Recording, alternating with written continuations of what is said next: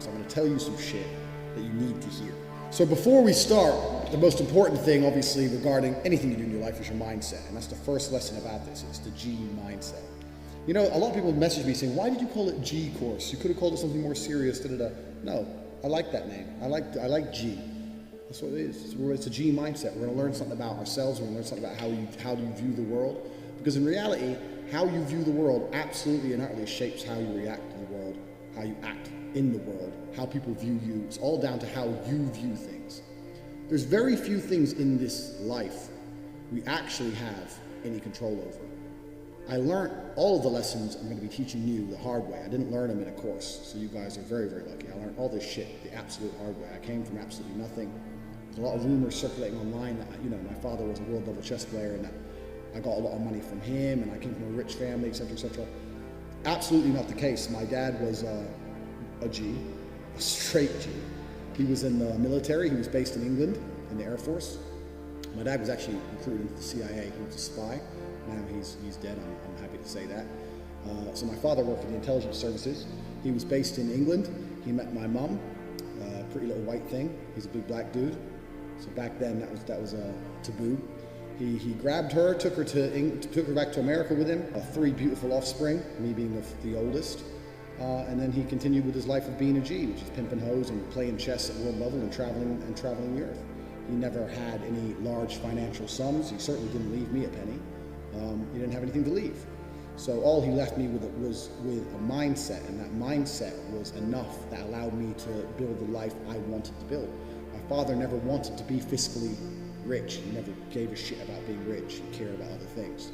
If he wanted to be rich, he would have been extremely rich. And I personally decided I wanted to be rich, and all of the lessons that I'm going to be putting in this course, a lot are from him and a lot are from experiences of growing up poor, growing up in a single mother household, growing up in social housing, the projects in England. When my mother and father split, I was 9 years old, I went to England. Becoming a world level athlete and now becoming a self-made multimillionaire. So all of these lessons I've learned absolutely the hard way. And if you disagree with anything in this video, that is your prerogative, but I can absolutely assure you, I know what I'm fucking talking about. I know what I'm talking about. I've lived an extreme life. There's a lot of people online who give out advice, that's fine. But I've lived an extreme life, more extreme than most. I have been in a single mother, my mum crying because she can't pay the bills, broke as a joke. I've been a multimillionaire. I've been a nobody. I've been famous. I've been a world level athlete. I've started from nothing with a point where I had to run to the gym because I didn't even have a car to get there. I've done it all. So I've lived a very extreme life, and this is where these lessons come from. So when I talk about G mindset is absolutely and utterly the most important thing. This is actually quite funny. A girl I was dating once, she said to me, you know, you remind me of RuPaul. And RuPaul is a famous fucking drag queen, so it's not very good. I said, why? She goes, because he has a saying, he said, I always knew I was famous.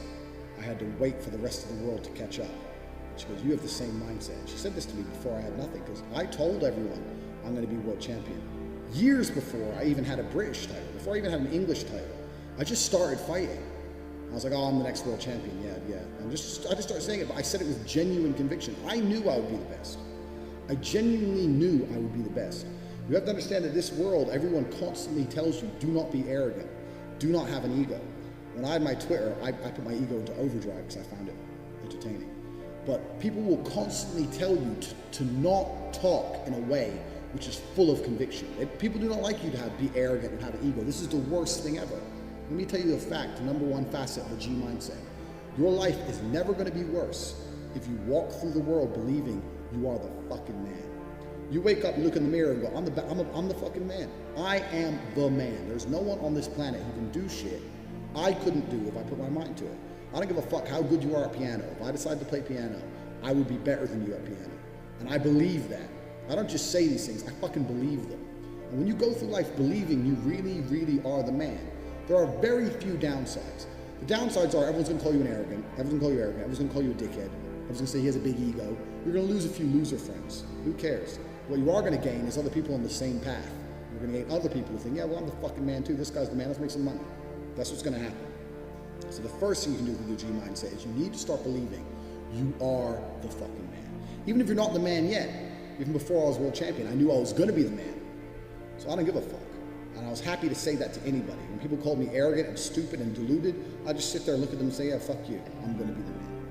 And this is how now, when my life's kind of come full circle, this is quite interesting. I'll tell you a very quick story. When I was 19, I think I had a sales job, and I had to drive down to a sales meeting to try and sell some advertising. I had a really old shitty car. No, I must have been older than 19. I was about 21. I had this old shit car and I'm driving. And as I'm driving my car, and I couldn't afford to have it fixed, I had a bump in the front. The front was all fucking caved in. So I had to park it away from the sales meeting and then walk to the sales meeting. So I'm driving this car. Anyway, pull up next to me at the lights. Red light, pull up next to me. In a fucking Tuesday morning, 10 o'clock, music blasting.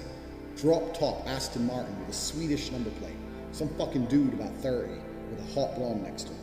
And I remember looking at him thinking, who the fuck's this guy? Like, here I am with my broken car on my way to fucking do a shit job. I can't afford to fix my car. This guy is from fucking Sweden, and he's just driven to England, and he's got a Swedish plate, and he's got this hot bitch, and he's got music pumping, and he's on his way to have lunch. Like, where the fuck did my life go wrong? I want to be like that guy. And I think this every single time I live in Romania now. Now I drive around Romania in my fucking Lamborghini or my Aston Martin or my Ferrari or my Bentley, whichever one I decide to drive. And they all have English number plates, and I always have a girl with me, and people look at me, and people are giving me the exact same look I gave that guy. People look at me like, who the fuck's this guy from England who just drove here from England? I'm standing at the bus stop about to go to work, and this guy's got a $250,000 car and a hot bitch on his way to have lunch with music blaring. And the reason I managed to go full circle is those small events in my life, seeing someone else with more success than me, ingrained in my brain. And to a lot of people, it doesn't ingrain in their brain. I was walking to school. If I was walking to college with my friends, I used to have to walk. I went to a college on the other side of town, so I had to walk 4.6, I think it was, fucking miles to college. It was a fucking nightmare. So I used to walk. Halfway, I meet some other people. Then towards the end, there'd be a group of 5 or 6 of us along the way. And one day a Ferrari burnt past us, and everyone else was like, oh yeah, Ferrari. I'm like, and I remember saying to the group, I was only 18, I said, doesn't it annoy you that this guy has a fucking 300,000 pound car and we'll probably never have one?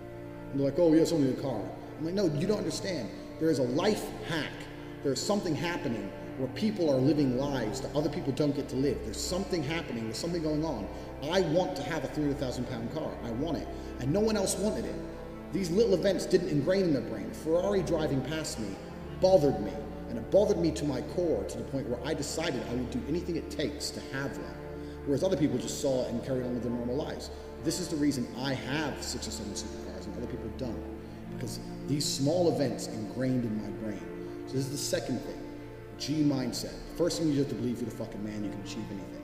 And when I say that, I'm gonna say that again. You have to believe you're the fucking man, and you have to believe you can achieve anything. I'm not saying you can achieve anything easily. I'm not saying it's not gonna take a whole bunch of work. I'm not saying it's gonna happen quickly, but you have to believe you can achieve anything. I'll tell you something now, I don't give a fuck if it's being an astronaut. I don't care about climbing Mount Everest. You give me enough time to train, I will get it done. I know that for a fact because I know who I am as a man. That's the first thing. The second thing is, you need to be perspicacious. You need to understand that in this world, there's a whole bunch of people doing amazing shit that you are not doing. And that needs to piss you off. Because if it pisses you off, you become motivated all of a sudden. I was the only one who was pissed off when that Aston Martin was next to me and I had my sales job. I was the only one who was pissed off when I saw that Ferrari drive past. Other people were not annoyed by it. And they're not annoyed by it, they're not driven to beat it. You understand? They're not driven to be where that person was. You need to be annoyed, and I'm telling you to be angry. Anger is a fantastic force. Like I said, the world tells you not to be arrogant, it tells you not to be angry. It's 2 things it tells you to do. Don't be arrogant, don't have an ego, and you don't have anger. You're a fucking man, you're a full-grown man. It's perfectly fine for you to be pissed off. It's perfectly fine for you to look around at your life, look at the girl you're fucking, look at the house you live in, look at the car you drive, and get pissed off and go, you know what, I want a hotter bitch. I want a fucking nicer house, and I want a faster car. There's nothing wrong if you take that anger and you direct it in the correct direction. This is the reason I stopped fighting now. People go, why do you stop fighting? That's because I fought and I went through hell to get everything I now have. I had nothing when I fought. I had nothing. And I wanted the life I now have. Now I wake up in one of my 3 mansions with one of my 7 supercars and one of my 15 women. What do I need to fight for? People have different motivations for different things. There's some fighters out there who fight for other reasons, you know? But my motivation was I was pissed off at the world. And now I'm not as angry as I used to be, so I don't believe I'm as good a fighter as I used to be. I'll still whoop some ass. But I'm not as good as I used to be. So that's why I decided to retire early. But this is the second thing. So the first thing, believe you're the man. Second thing, you need to get angry about your situation. If you've bought this course and you're watching it and you're sitting there, right now you're watching it and you look around you and you don't own the home you're in, get pissed off. If there ain't a Ferrari on your drive, get pissed off. If you don't have 10 Playboy Bunny level beauties, get pissed off. And what the fuck, you need to sit there and realize, whoa. I have a few years of consciousness, and even less than that, I have a few short years as a young man, because age will damage you. I mean, if you're a millionaire when you're 60, it's not nearly as good as being a millionaire at my age. I became a millionaire at 28. So you need to realize you've got a few short years as a young man, you're fucking wasting them. You need to sit there and go, fuck, shit, get angry. Because getting angry, forced, directed anger is an extremely powerful force. So these are the first two things you need to do for a G mindset. This is the third thing, and this is a very, very important thing, because I try and explain this to people and they don't seem to understand it. So I'm going to make this very, very blunt. Nobody, absolutely nobody, gives a fuck about you as much as you're going to have to give a fuck about yourself. Nobody cares about you as much as they need to care to fix your life. Even your parents, even your friends, even all the people who think they care about you, they care about you. Yeah, sure, there may be 2 or 3 people on the planet who genuinely care about you, but nobody is going to come to your bed, drag you out of bed, fucking drag you to a job, force you to work hard, go and get you a hot bitch and go and buy you a Ferrari. Nobody is going to do that for you. You are never going to have any of the things you want if you do not get them yourself. Nobody cares about you enough to do it for you. This is absolutely true. There's no one else who wakes up each day and goes, you know what? I want to make Andrew Tate's life better. I want to get him more pussy and more money. No one thinks that about me. No one thinks that about you either. Nobody thinks that about you. The only person who gives a shit about your life truly is you.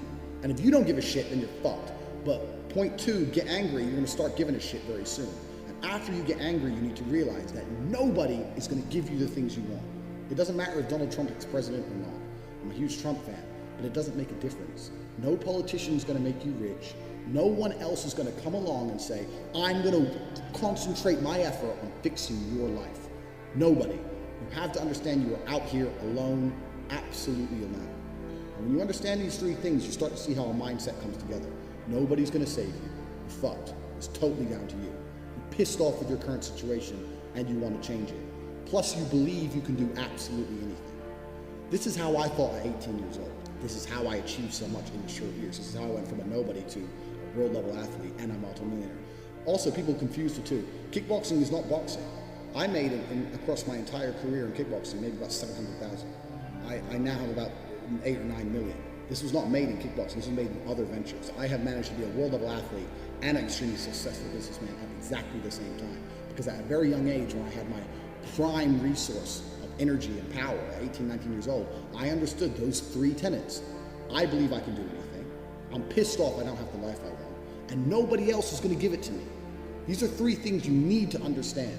If any one of these elements is missing, you'll never have the right mindset. The G mindset will never formulate if any one of these elements is missing. All 3 are absolutely essential. And the sooner you get your act together, the sooner you start to panic and worry and be concerned that you're 24, 25, you're not fucking rich yet. There's 24 and 25-year-olds out there who got a contract for a fucking NBA, or their parents, or they won the lottery, who knows what. There's 24 and 25-year-olds out there who are multimillionaires fucking the hot models. These Instagram girls with 3 million followers, they're getting dicked by someone and it ain't you. And that needs to piss you off. You need to get concerned, you get worried, you shit, I'm running out of time. You need to get some urgency in your life. Put these 3 things together is absolutely essential. It's the beginning of the G mindset. When you have these 3 things totally done, I'll tell you what happens. I'll tell you what happened for me. So I became a sayer. So my brother used to say, you've become a sayer. And what that means is I made a pact to him that my word was unbreakable, strength and honor, and that if I said something, I meant it. So I'd wake up in the morning and I'd say to my brother, I'm doing 1,000 press-ups today. Once I said it, once I spoke it, it's like a genie, it became true. If I said I was going to do 1,000 press-ups, I'd do them. Because if I didn't do them, I'd feel guilty within myself that I was the kind of person who talks shit. Because G's don't talk shit. So the 3 tenets we've already learned, when you've instilled these in your mind, you don't want to be the kind of person who talks shit. So if I woke up to my brother and said, I'm doing 1,000 press-ups, or I'm running 20 miles today, I would do it. Because if I didn't do it, I'd feel like a dickhead. Because when you instill these mindsets, when your mindset changes, you start to be extremely accountable for yourself. No one's coming to save you. You become extremely accountable. So when you realize that your word is one of the few things you have on this planet, if you say things, you're going to start sticking to them. So then it becomes very easy to train. You say, I'm going to train every day this week. I'm going to train for 2 hours a day. As soon as you said it, it's basically done. If I say something, it's basically done. It's set in stone. If I say something, I'm going to do it. There's no way I'm going to say some words and speak them into existence on this planet. And then I'm going to be the kind of pussy who quits because it's too hard. If I say I'm going to do 10,000 push-ups, I'm going to do it. Because I'm the kind of person who sticks to the words he says. And this is another thing you need to understand with the G mindset. You be very, very specific with what you say. Because if you instill your mindset correctly and you start to just say things, just start saying things. Then you hold yourself accountable. Say things you don't even think you want to do. Wake up and go up to your friend or your mom or whoever and say, you know what? I'm going to do 1,000 push-ups today. Say it to people. And they're going to say, no, you're not. So watch me. And then you have a choice. You're either going to succeed like a G or you're going to be a little pussy. And you're going to quit at 310 because it's hard. What kind of man are you? That's a decision you need to make. But if you're the kind of man I was, I'd say shit and I'd fucking stick to it. My brother said, you become a sayer. I used to train with my brother. He'd say, let's do 500. I'd say, let's do 2,000. He'd say, well, you've said it now, so we have to do it. I said, exactly. I said it now, so now we have to do it. There is no surrender. We have to do it. This is another facet of the G mindset. This is number 4. You gotta start saying shit, and your word has to be iron, unbreakable. This translates across everything in life. It's not just training, it translates across everything in life, even relationships. I say to my girlfriend, stop fucking with me or you're out the house. Men say that all the time in arguments, and then they continue to argue for 2 hours. They'll say that, and then they'll argue. If I say that, and she continues to talk shit, I start throwing her shit out the fucking door, because I said it. And if I say something, I mean it. If I look a man in his eyes and say, I'm gonna whoop your ass, shut up, and he continues to talk, I have to kick his ass. I'm careful with what I say. If I tell him to shut up and he doesn't shut up, that's a different thing. If I say shut up or I'm gonna whoop your ass and he continues to talk, I will fuck him up. Because I'm the kind of person, if I say something, I mean what I say. I'm specific with my language, and I mean every word I speak. This is another tip. This is number 4. You have to start meaning every word you speak. You say to someone, I'm gonna get rich. You better fucking do it. Otherwise, you're a liar. You're a liar, and you're a little bitch. If you say, I'm gonna put some muscle on, you better fucking do it. You say, I'm gonna lift this weight, you better fucking do it. You say, I'm gonna go get this girl, you better go get her. You gotta be the kind of person who says things and means them. You promise a guy you're gonna whoop his ass, you better whoop his ass. Don't be a person. 99% of the people out here talk shit. They say things they half mean, or things they don't mean. If I say something, I fucking mean it. And this is number 4. This is the 4th element. You've heard the first 3, this is number 4. Everything you say, you must mean. And once you implement that correctly, then you get the ability to motivate yourself to no end. You get unlimited motivation because all you have to do is find the energy to say it. You find the energy to say it, then you have to do it. It's literally that easy. I'd wake up in the morning and say, Tristan, we're running 20 miles today. You'd say, oh, for fuck's sake. It's nearly a marathon. I'm like, yep, let's go. Doesn't matter, it takes all fucking day. I said it. And if I say something, it has to happen. This is the 4th tenet, and one of the most important ones, because that is the power to unlimited motivation.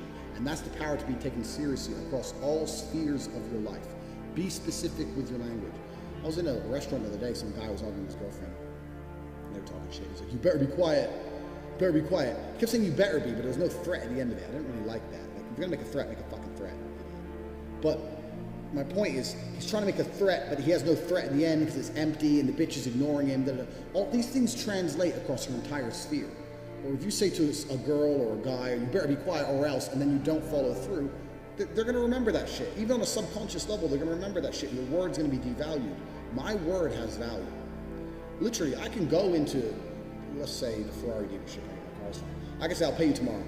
Shake his hand. He'll give me the car. He knows me. I can go and get my car fixed and say, I'll be back on Monday, I got something to sort out. He'll shake my hand. I don't lie. If I say I'll be back on Monday and I don't have money on Monday, I'll rob a bank to make sure I have money on Monday because I fucking said I'd be there to pay. It's the kind of person you need to be.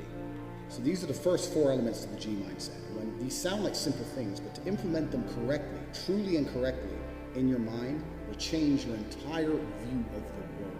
You will start to look at everything completely differently. When you implement these 4 things correctly, when you say, if I say something, I'm going to do it, my word is iron-willed. When you say that nobody is ever coming to save me, ever. When you say that I'm pissed off, I don't have the life I want to have. When you couple that with, I believe I can do anything. If you truly believe all of these 4 things, it's going to change your entire view of this planet. I'll wrap up quickly with probably my most famous tweet when I had Cobra Tate. They verified me and everything, and I spoke too much truth, so I had to go. When my most famous tweet was when I said depression wasn't real. And I had A-list celebrities. I had the girl from Game of Thrones. I had fucking literally A-list guys. Who's that dude from No Country for Old Men? And he was a bad guy in Bond as well. I actually quite liked him as an actor until he came for me. I was having arguments with all these people, and everyone's telling me how dangerous my mindset is. What is dangerous about believing that you control your own mind? Because if you implement the 4 things I've just told you, depression becomes garbage. Depression is not a thing anymore. Feeling depressed is real. You can be depressed with your situation. I just told you, number 2, get depressed. That's fine. But believing you can fix it yourself is the important key. Sitting there believing that depression is some monster from the sky that strikes your brain and now you have no control over it and you must take pills every day is the absolute enemy to a G mindset. I don't give a fuck how depressing my situation. The only person who can change it is me. The only person who can change how I feel about my situation or try and affect the situation directly is me. Even if you put me in a situation I can't change, if you put me in jail and I'm depressed because I'm in jail, I still refuse to succumb to depression. I refuse to collapse mentally and give up. I know the only person who can control my mind is me. Nobody's coming to save me. No doctor with a pill is coming to save me. Depression isn't real. Depression is a state of mind designed to motivate you to find a life that doesn't depress you any further. That's all it is. Now you have to decide, are you man enough to go and get it done, or are you gonna sit around and cry? And depression, the reason I talk about depression a lot is because depression in the Western world is the cure-all. It's the cure-all excuse. This is what people are using. My life's shit because I'm depressed. No, you're depressed because your life is shit. It's the other way around, and you're refusing to acknowledge that, and you want to sit there and live a shit life and pretend that some disease has struck you. And the reason you know that's bullshit, anyone out there who's depressed, I'll tell you something, you're not depressed, you're a coward. And the reason you're a coward is as follows. You desperately try to defend this crippling ailment you have. When I tell you depression isn't real, you message me pages and pages desperate to convince me I'm wrong, that depression is a real thing, and that your life is terrible, and this ailment has destroyed your life because you're desperate to defend your excuse. If depression was really terrible, you wouldn't want to defend it. If depression was really so bad, and I'm telling you it's not real, and I know how to fix you, and if you implement a mindset like mine, you become immune to depression. If depression was so terrible, you'd listen to me and think, I need to try what this guy does. If he's immune to depression, it's impossible to depress him, I need to be like this man. But instead, no, you don't want to do that. You want to call me names and sit and defend this ailment because you know it's garbage. It's your excuse. It's your blanket. It's your shield. It's your excuse you get to pull out every time you look at your failure of a life. And that's why depression is absolutely and utterly not real. And anyone who's bought this course who thinks they're depressed, I'll tell you something now, drop that coward bullshit. If you're watching this and you're depressed, drop and give me 200 press-ups. Do 200 press-ups. Look in the mirror, look in your eyes, and tell yourself you're the fucking man, and drop that garbage, because you can get absolutely nowhere in your life if you believe in that crap. Depression absolutely isn't real. And you're gonna say this to people, and they're gonna fucking go nuts at you.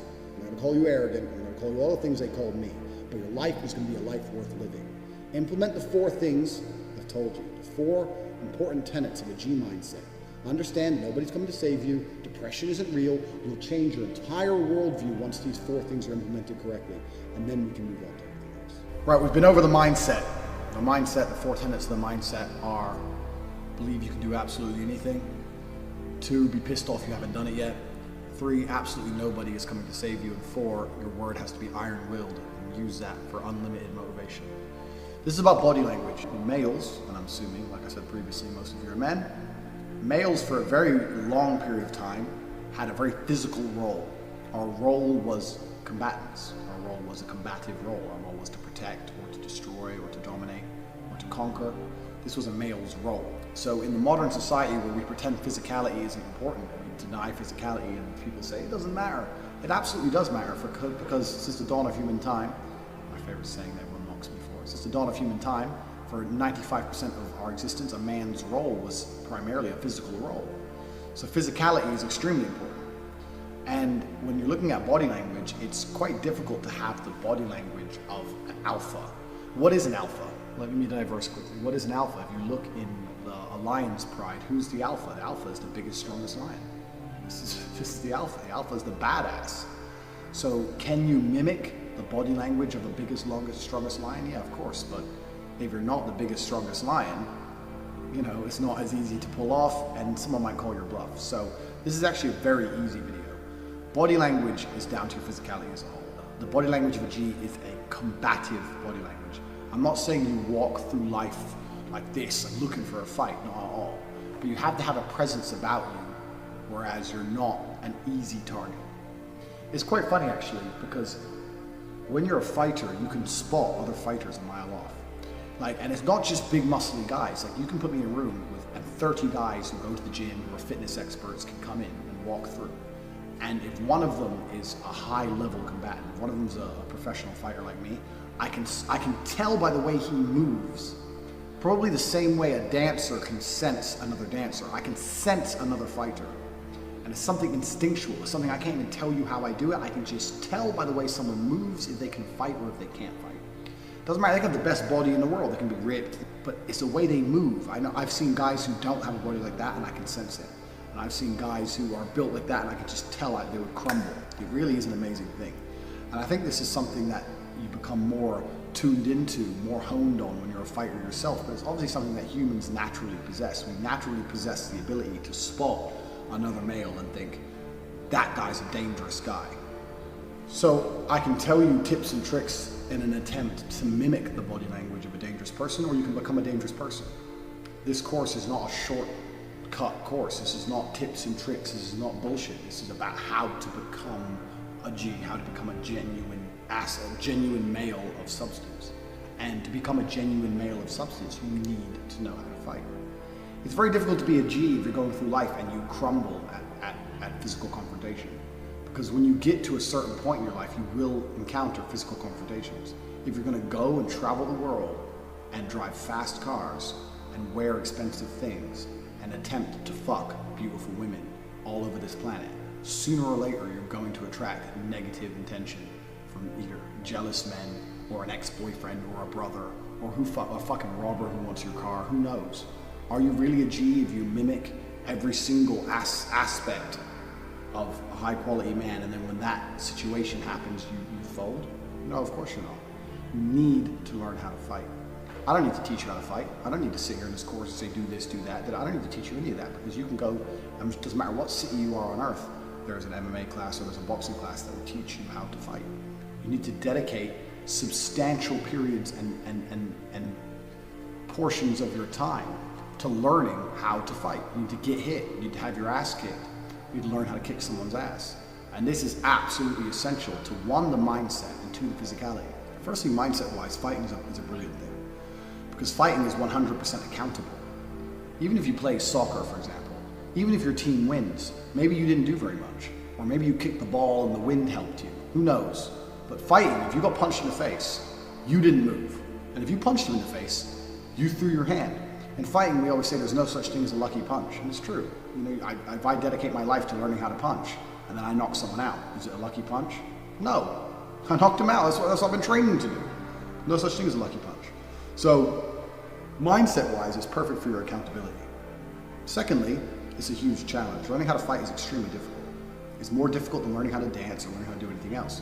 And the reason for this is because learning how to fight, all humans have an instinctual way of fighting. We don't have an instinctual way to dance as much, but all humans basically are pre-programmed to fight. But the way we're pre-programmed to fight is completely wrong. We're pre-programmed to lift our head up so we look big and we can see, and to swing with our hands low for maximum power. And these are completely wrong in terms of traditional chin down, hands up fighting. So when you're learning to fight, you're reprogramming your basic instincts, and this is why it's so difficult. This is why it takes more practice than any other sport. I could learn to dance much easier than a dancer could learn to fight at high level. And that's because fighting is extremely chaotic, it's extremely quick, it hurts, and on top of that, you're trying to reprogram a basic instinct. So it's a very difficult thing to do, but if you want to become a G for real, you need to learn how to fight. And once you learn how to fight, your body language, and when I say once you learn how to fight, learning how to fight takes years. Once you start to begin to learn how to fight, it's a lifestyle choice. This is not I do a 6-week course and I know how to fight. No, this is a lifestyle choice where you start to dedicate a certain period of your time every single week to being a combative individual. And it's something that you never really give up on, because you never completely learn how to fight. So it's something you're gonna have to change your lifestyle and base it around. But when you start to do that, your body language is gonna change. And once again, just like in the first lesson, when you start to do that, the way you interact and view the world will start to change. The way you view other people will start to change. This is the great thing about, especially when I had Twitter and the internet. I wasn't big on Twitter until Trump was elected, and that's when I started to tweet, and they verified me straight away, and I got mixed up, and I think it went crazy. But you realize that 99% of the people on there with their opinions and who are being rude would never speak to you that way in real life. It never bothered me. It didn't ever upset me. But when I was on Twitter, I'd never been spoken to that way in real life. Nobody ever spoke to me that way. No one ever argued with me that way. And I thought, well, why is that? And I thought, because I have a physical presence that even I wasn't aware of. If I sit with someone who hates Trump in the real world, the way they speak to me is completely different than they do on Twitter, because even subconsciously they're thinking, this guy is a dangerous guy. And even if they know I'd never attack them, because I'm not an idiot, I'm not an animal, I don't have a criminal record, I'm not a thug. But instinctually, inside of their mind, from an evolutionary standpoint, they're thinking, this is not the kind of guy you call names, this is not the kind of guy you talk to in that manner. And that was a really great experiment for me to see the way that people talk to you through a computer and the way that I've never been interacted with that way in real life. And I was like, well, why is that? Because I said this to someone else, they go, oh, people talk to me like that all the time. I said, well, yeah, it's because you're you and I'm me. So a physical presence is a real thing. And it's a real thing, one, with other males, and it's certainly a real thing with females. Absolutely a real thing with females. And this is something that either I can teach you to imitate, I can tell you tips and tricks, or you can just go and fucking do it. If you go and do it for real, you don't need tips and tricks. Are you gonna be world champion? No, because I'm in the top 0.1% of physical athletes. But can you be good? Sure, you can be good. And is it gonna damage your life in any way to dedicate specific time learning how to fight? Of course not. You're gonna be in better physical condition, better mental condition. You're gonna have a better body language, because a male's body language is a combative body language. That's what men are meant to do. We are meant to fight. We're meant to conquer. This is why men have been men since the dawn of human time. This is why the Romans got some rocks, melted the rocks, made swords. These motherfuckers, they didn't have Google Maps, they didn't know where they were going. They thought, let's just walk in this direction, and then we're gonna find some people, and we're gonna kill them. We're gonna take all their women, and we're gonna conquer their city, because we want to. This is what men have been built to do since the dawn of human time. Men are combative individuals, so to pretend that combat's not real anymore, and we live in society, and you don't have to do that, all garbage, you know? And this is Western society bullshit anyway. I've been to 71 countries. If you go to the places I've been, you will realize that physical presence is still a very real thing. Absolutely a very real thing in many parts of this planet still today. So, body language of a G is a very, very short and simple lesson. One, go and learn to fight, because a man's body language needs to be a combative body language, and there's no point in me teaching you how to imitate that when you can go and learn it for real. That's the first thing. Go and learn how to fight. And that's it. It's really that simple. If you want a body language which really does display your value as a high value male, then go and become one, and learning how to fight is the easiest way to do that. All right, so I'm gonna talk about how to use your voice to make the pussy moist. Now, what do I mean by that? Well, the reality is most men nowadays walk around very timidly, they're very soft with their voice, and they don't command the room, right? They don't command someone's attention. So here's an example. Let's say you're going to Starbucks and you're gonna get you a cappuccino, right? Maybe you drink soy lattes, whatever. But when you order, a lot of people are timid, like, oh, I'll have the number 3, right? And then if someone doesn't hear them, they just kind of sit back and let it be, instead of commanding the person who's working attention, right? So if I were to walk up and order a soy latte, I would walk up, be like, excuse me, I'll take a number 3, right? You're commanding their attention. You're commanding what you want. So the thing is, you want to command attention, right? If a king walks in a room, do you think he's timid? So you have to think, this whole course, the whole point is you have to start considering yourself a king, right? You're a king of your domain. You're a king of your state. You're a king of your country. You're a king of the world, right? When you walk into a room, you're commanding it. When you talk to someone, you're using your voice to make a point, right? You're seeing how I'm pausing. So a lot of people will be like, well, I don't have a naturally deep voice, McLean, like I don't sound like you. That's fine. Every fucking man can absolutely take voice lessons, can you not? Right? Can you not take voice lessons? It's not even that expensive. You can go down to a community college in the States, maybe I don't know what they call it in other countries, junior college, whatever.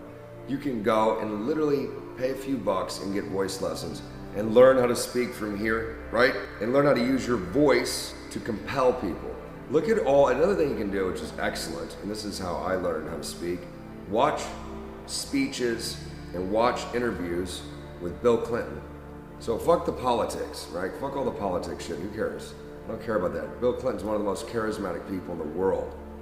And watch how he moves, watch how he speaks, watch how deliberate he is. Barack Obama, I've actually met, charismatic, but I don't think he was that extremely effective with his speech. But he does have a way, he's a cadence in how he speaks and says things. So, when it comes to girls, it's an absolute scientific fact that women are turned on by a voice, right? A deep voice. It's just because it's manly, right? It's telling them subconsciously it's high testosterone, therefore he will be good to breed with and this baby will actually survive. So when you're talking to girls, not just lowering your voice a bit, but slowing it down. So think about this. If you have someone who's nervous around pretty girls, which is natural, you have to work through that. And they're with a pretty girl. Hey, what's your name? Where are you from? Okay, cool. Yeah, I'm blah, blah, blah. Right? They're getting their words out. Someone who feels like they're not heard or people don't respect them will speak quickly in order to get it all out before someone interrupts them. It's very fucking true. Someone who's used to being respected or establishing boundaries in the sense of don't cut me off, don't talk over me, they'll pause. And what I do, because people will still try to cut you off, especially like in New York, motherfuckers speak quick, that's the way it is I'll literally pause and be like, I'm not done, and give it a beat, right? Give it a second or two. Because it reestablishes the frame of like, okay, I do need to listen. So you really have to own your space with people. When you're speaking, with girls, slow the voice down. Don't fucking speak super quick. Take your time, because what will happen is the girl's gonna go, wow, this guy, he actually, like when he says something, he means it. He's deliberate with his speech. But that doesn't mean you can't talk quicker and whatnot, because I'm talking faster right now, but I have intention, and I'm punching you with the words, right? I'm sending the words to you. I'm not sending them here. Most people go like this. They go, yeah, I don't know.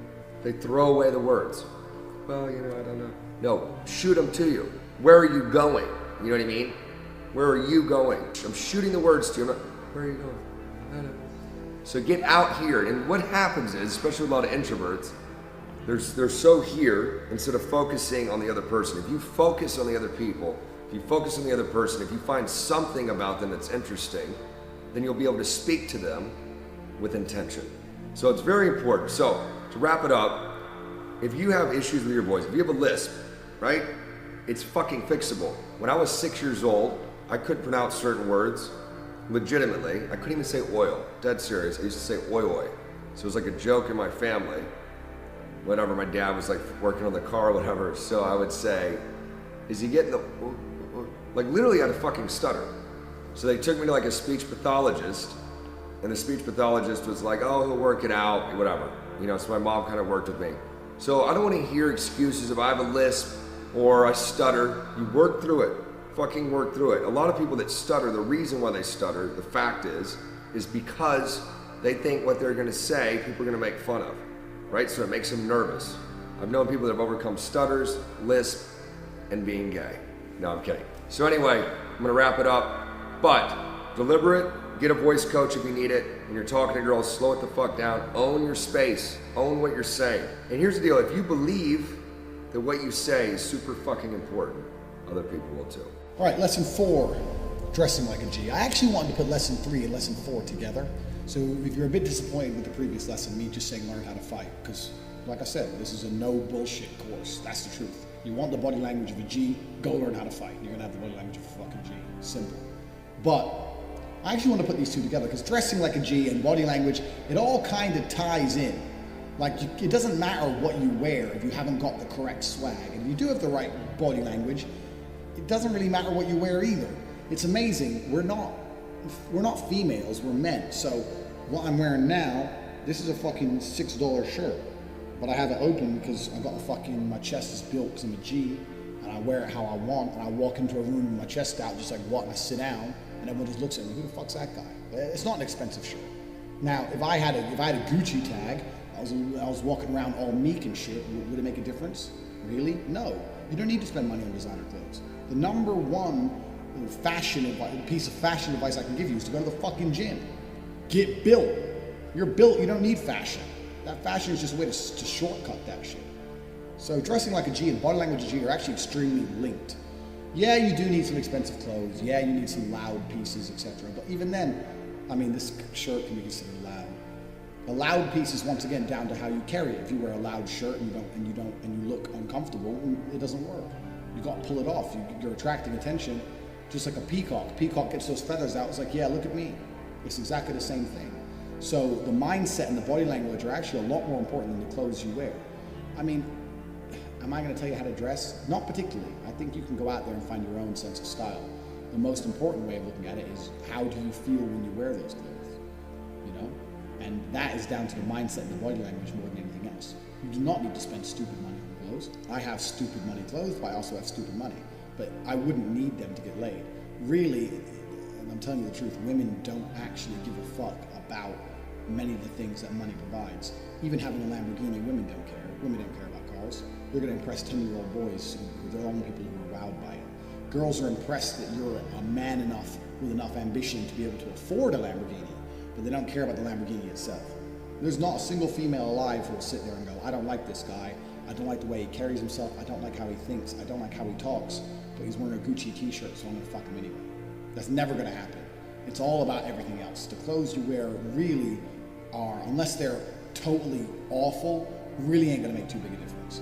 So how to dress like a G is a very short lesson. You can find your own sense of style. It's all about how you feel when you wear the clothes. Yeah, obviously there's some basic things we can go over. In fact, I don't even have any fashion rules. The only fashion rule I have to give is never, ever, ever wear flip-flops. They're never cool. They're a non-combative footwear. You can't even run in them. I don't know, maybe when people say to me, oh, you're obsessed with da-da-da. I've been in a few, I've had my fair share of street altercations. I live in mafia-ridden countries, etc. But footwear, why are you gonna wear footwear you couldn't even run in? Like, imagine like a car is coming at you, you can't even fucking run. Why would you limit yourself to that point? On top of that, since when are men's feet hot or attractive on any level? Like, no chick wants to see your fucking dirty feet. Put your feet away, put some shoes on. Don't wear flip-flops. As long as you don't wear flip-flops ever, there's no excuse to ever wear them. If you don't do that, you really can't fuck up too bad, you know? Wear what you gotta wear, but if you go to the gym and you get in good physical shape, you can put on pretty much anything. It's all about how you carry yourself, it's about your body language, about how you think. The clothes really, really don't make too big a difference. I didn't want this whole course to be about fucking girls, because fucking girls is actually a very minor, it takes very little effort if you achieve everything else. A lot of these game courses and courses trying to teach you how to get girls focus purely on how to get the girl. And that's the biggest mistake. You read Rush's book, all this bullshit. It's like, go and get the girl and go talk to her this way, and this is game. That's all bullshit. If you focus on everything else I'm telling you about, girls are absolutely an added bonus.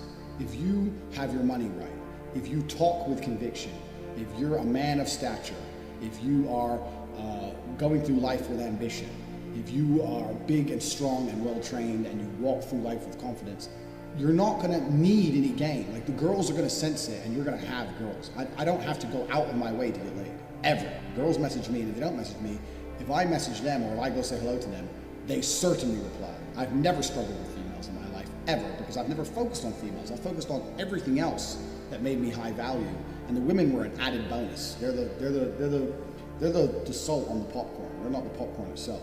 So I don't really want to talk about women too much, but even when we look at it from how to dress like a G perspective, what perfect fashion will achieve you is, it will achieve you 10 seconds. Imagine you go to the store and you buy the best Armani Gucci suit, 10 grand, 15 grand. I've got a load of them. I've got 15 grand suits. On my Instagram, you can check it out. I've got a picture of me in a 15 grand suit.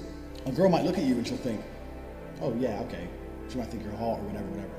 You go over to her and you say hello.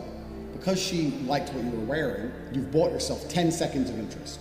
If that, for 15 grand, you've bought yourself 10 seconds of interest. And in those 10 seconds, if you're boring, or you don't make her laugh, or she doesn't like what you say, she doesn't give a fuck about what you're wearing anymore. That's it, it's done. You bought yourself 10 seconds of interest for 15 grand. Is it worth it? Absolutely not. You can go over there in anything. And it's more about what you say and how you carry yourself than it is about what you're actually wearing. So to think that if I wear this and do this, I'm gonna get girls, is absolutely a fallacy. That's not true.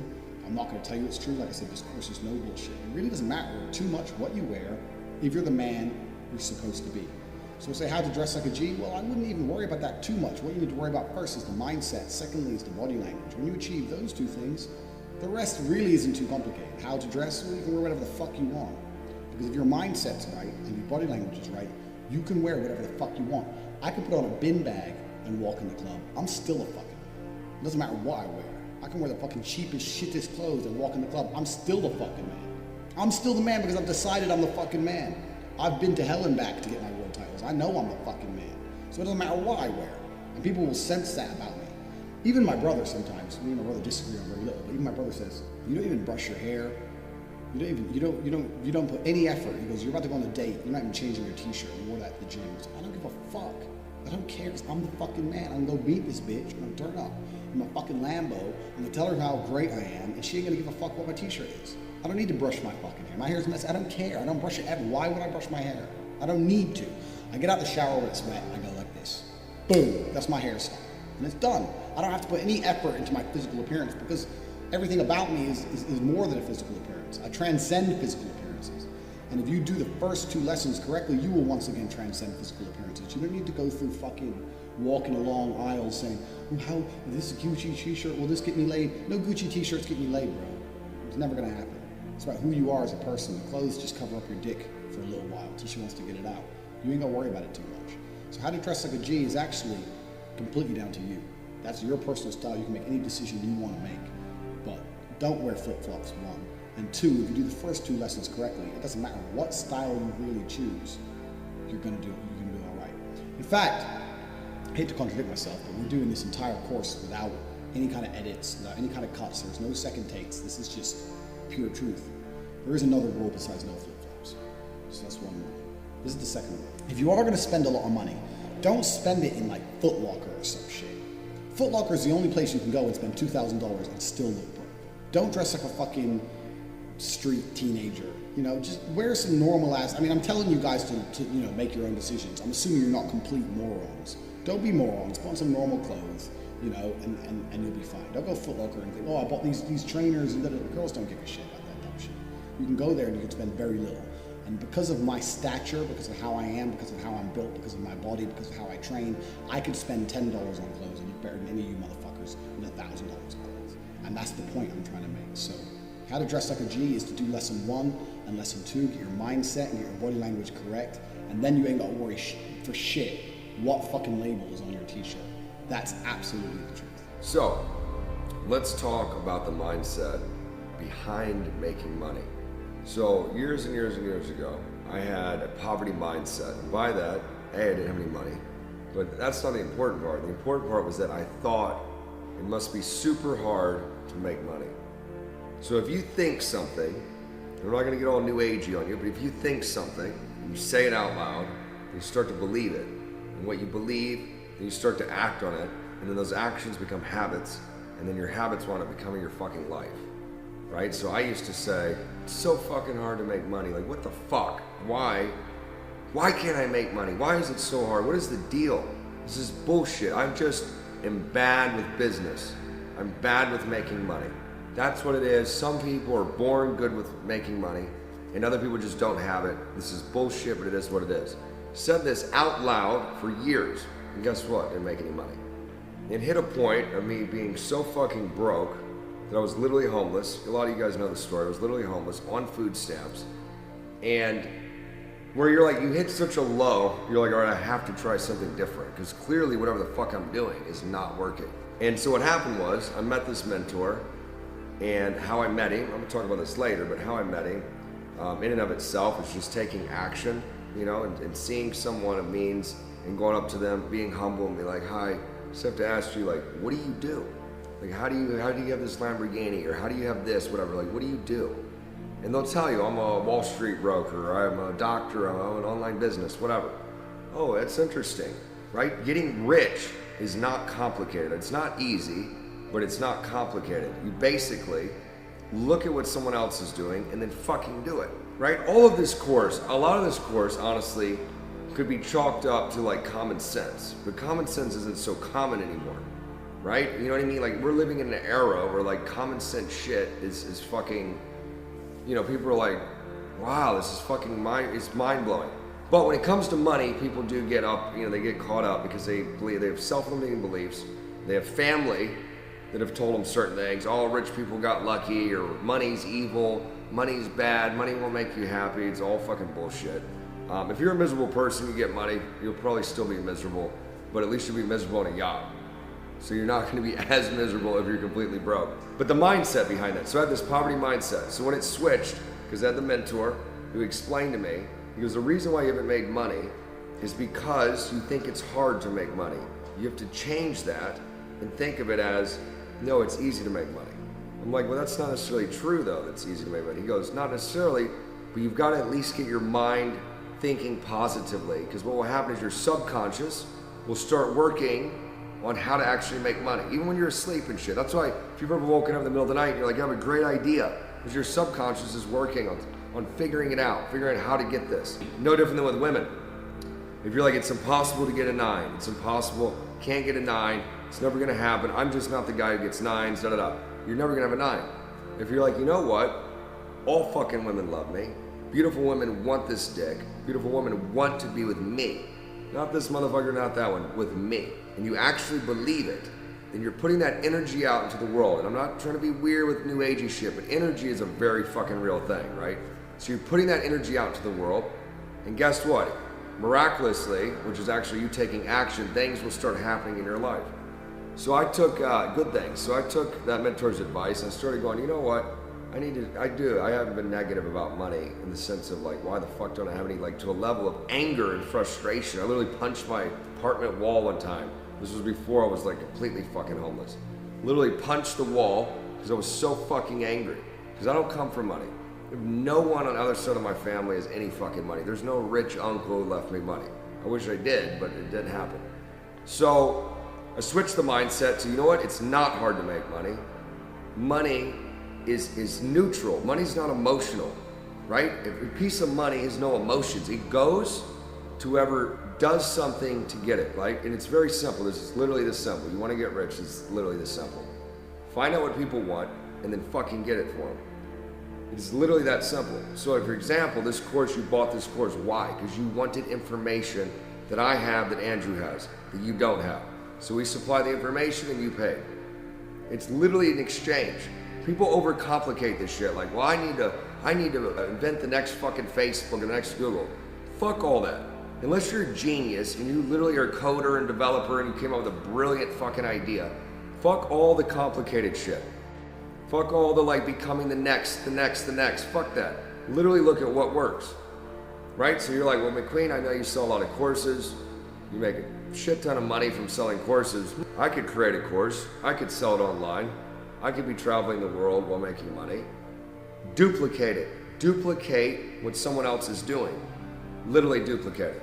So, in the next video, I'll talk a little more about this. How to get rich. I know that's why you bought this course. You're sitting here thinking, I want to be rich. How do I do it? I'm going to tell you exactly how you get rich. You may not like what I'm going to say to you, but it's the fucking truth. There is no easy way to get rich. And I'll tell you why. The nature of money, this is once again something else I understood at a very young age. The difference between you and me is very little, except I had a head start on you. Well, you were 18 acting like a dumbass. I was 18 getting shit done. So I've had a head start. So from 18 to 28, I amassed my millions. But it's not too late for anybody. Listen, the nature of how to get rich is because the nature is very difficult because of the nature of money. Money is not something you can earn or make. People talk about making money, earning money. Money is something you must convince out of the hands of somebody else. Money belongs to someone else. You have to convince them to give it to you. That's why making money is difficult. Because if money is something you could make, it wouldn't be difficult. If money is something you could earn, it still wouldn't be that difficult. You really have to convince other people to give you the money. And that's the hard part. Because when you understand that reality, then you have to sit there and decide, okay, I have to convince this person to give me money. How do I get as much money from that person as possible? That's what you need to focus on. How do you make yourself so high value that they'll pay enough for your service, regardless of what your service is, or who you are as a person? Because there's a beautiful woman out there who gives, okay, there's a service, she gives a blowjob. But even then, there's beautiful women out there who give nothing and still get given money by guys. because they're high value, because they have something, they have beauty, they have something the man wants. You have to discover, what is it that I have that other people are going to want? That's the first thing. And secondly, how can I get them to give me a lot of money for it? That's the basis of it. So let's go into it in more detail. How to get rich is as follows. You need to understand. In fact, you need to get pen and fucking paper. You need to write this down. I'm going to struggle to get rich. You are absolutely going to struggle. It's going to be very, very difficult. I did on my podcast with CMQ, I told a story about when I was really at my brokest and how I ate the same meal every day for about 9 months. And I called it flavor because it had no flavor. And it was basically rice. I used to buy a 10 kilo or 20 kilo bag of rice for like $20. It was rice, it was kidney beans, because I read the back of the cans and they had the most protein for that. Because you get cans of kidney beans for like 9p, like 10 American cents back then. It's 10 cents. They had more protein than meat. I divided it all up for the value, for the money spent. I got the most possible protein from kidney beans than I did even meat. Because I'm anti-vegetarian, I don't like the idea of vegetarianism. I think it's a disconnect from reality. Humans have always eaten meat, we always will. To start pretending that's bad or wrong is something a bit wrong up here. So I'm an anti-vegetarian. I bought the cheapest possible meat because I refuse to eat a meal without meat in it. But really my protein was coming from kidney beans. So I had rice, kidney beans, cheapest possible frozen meat, and then just for greens, the cheapest thing I could buy was frozen peas. And I ate that every single day, 3 meals a day for 9 months, because it allowed me to feed myself for a month on about $90 or $100 for a month. Me and my brother, 2 full-grown men, in combat training, eating 4,000 or 5,000 calories a day, just ate piles of this flavor. It had no flavor. Ate. I said this on the CMQ podcast. And this is when, back then, the reason I had so little money is because I was spending all of my money trying different businesses. Because you are going to struggle to get rich and you are going to fail over and over and over again. All of these people say it. Ty Lopez, Grant Cardone, they all say the same thing. You have to be ready for failure, blah, blah, blah. People go, yeah, I get it. No, you don't get it. You have to be ready to fuck up, because you're going to fuck up. Because there's no magical formula. If you try your first ever business and you make money with your first ever business, you're probably going to fuck that up anyway, because you don't have any experience with losing money. You need to fail to succeed. And I know it's fucking cringe. I hate to say the same shit everyone else says, but it's absolutely true. What I'm going to do in this part of the video is I'm going to put in a clip of something I recorded in my Hateful Tate series, telling you a story of one of my failed business attempts.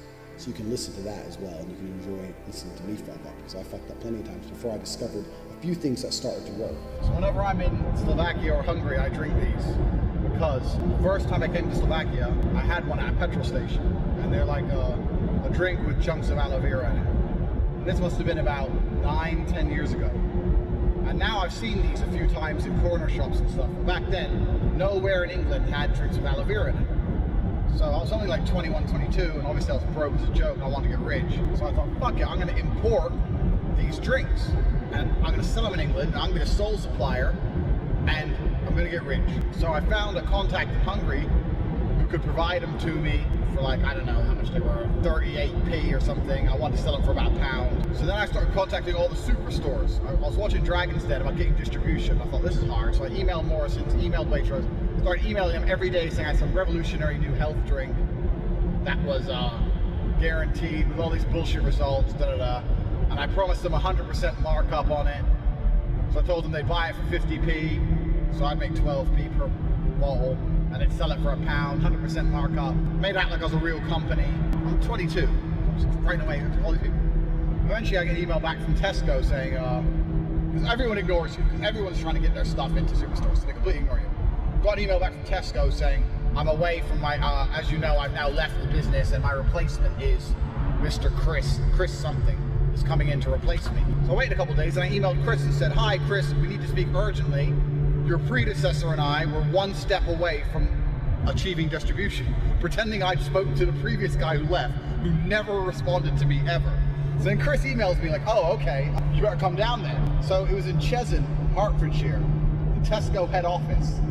And I thought a normal job back then, so I arranged a meeting at like 5:30, finished work an hour early, walk into Tesco fucking head office in my Matalan suit with 4 or 5 bottles of this shit, which I brought in a backpack. Sat down there, let him test it all, gave him my pitch about health benefits, 100% bonus, and all this bollocks. He gave me a piece of paper saying how Tesco accept distribution, saying like it needs to come X amount of bottles per crate, X amount of crates per container, like just all this expensive distribution shit. So anyway, he said he'd get back to me, So I fucking leave there excited as fuck, call up my guy Hungry, says I need it in this many bottles per crate, this many crates per container, I need to be able to deliver this many containers per fucking week to Tesco stores, London, all this bollocks, da da da da da. My man Hungry goes, okay, I can make this happen, da, da, da, it's gonna cost this much, blah, blah. So I'm waiting, Chris emails me and says, we need to talk about your drink, are you free to come in again? I was like, yeah, of course. Anyway, in the meantime, the guy from Hungry says, it's gonna take me 6 months to turn around preparing your distribution. I said, oh no, it can't be 6 months, no, Tesco want it now, Tesco want it now. He goes, well, I need some money to begin doing this, it's gonna cost some money, so you need to pay me some money. You want like $2 grand, and I had no money. I had my month's wages, about 1,600 quid, came the next day. So I remember borrowing £500 and my month's wages and sending it to Hungary, $2 grand. The day before my meeting, my big meeting with Tesco, so this guy could begin fucking pissing around with crates. Taking my last £100 to last me the month, now I'm 500 quid in debt as well. Filling up with petrol, putting on my Matalan suit, walking in there, sitting down with this Chris guy who was fat as fuck. I don't know what, of course he was in charge of choosing the food. Fat cunt. And he's literally, the meeting lasted 30 seconds. He said, I'm sorry that my predecessor gave you the impression we were going to stock your product. Personally, I find it repulsive. And that was it. That was the end of my aloe vera dream. He never emailed me back again. None of the other superstores ever emailed me. I kept emailing, we've got different flavors. Wasn't interested. Completely blanked me. Everyone blanked me. The Hungarian guy took $2 grand of my money. And I was more poor than ever. So now when I drive through the continent in my Lambo, I enjoy an aloe vera drink. Personally, I find it repulsive. I remember sitting there thinking in my head, that was unnecessarily rude. He was unnecessarily rude to me because he thought he was important. I'm the fat dude who chooses Tesco's food. Cunt. But he ain't got a fucking Lambo. I might scroll through my email and fucking find it somewhere in the depths. Send him a picture of me outside my Lambo drinking an aloe vera drink. Surrounded by aloe vera. Surrounded by aloe vera drink, a big booty hoe.